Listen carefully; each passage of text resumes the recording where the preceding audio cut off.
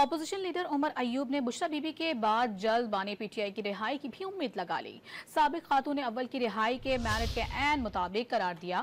بانی P T I سے jail میں ناروا سلوک کا الزام بھی عائد کیا۔ شبلی فراز نے دعویٰ کیا ہے کہ 26ویں ترمیم ڈنڈے کے زور سے لائی گئی۔ قومی اسمبلی میں قائد حزب اختلاف عمر ایوب نے جلد بانی پی ٹی آئی کی رہائی کا دعویٰ کر دیا۔ راولپنڈی کی انسداد دہشت گردی عدالت میں پیشی کے بعد میڈیا سے گفتگو میں اپوزیشن لیڈر نے بشرا بی بی کی رہائی کو میرٹ کے عین مطابق قرار دیا۔ الزام عائد کیا کہ بانی پی ٹی آئی کے سیل کی بجلی بند کی گئی، انہیں مضر صحت کھانا دیا گیا۔ سلام پیش کرتا ہوں اپنے وزیراعظم لیڈر جناب وزیراعظم عمران خان صاحب کو، جس طرح وہ جوانمردی سے کھڑے ہیں، قوم ان کو سلام پیش کرتی ہے اور بہت جلد وہ رہا ہوں گے انشاءاللہ تعالی۔ جیل کے اندر سیل کے اندر بجلی بند کی گئی، ان کا پانی بند کیا گیا ہے۔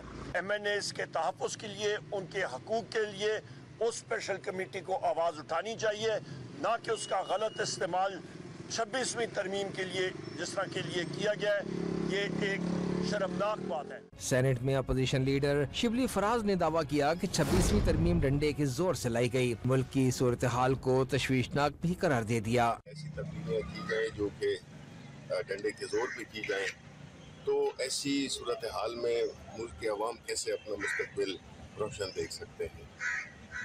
جو بھی ہو رہا ہے میرا خیال ہے کہ یہ غلط ہو رہا ہے، یہ ملک کے عوام کے خلاف ہو رہا ہے۔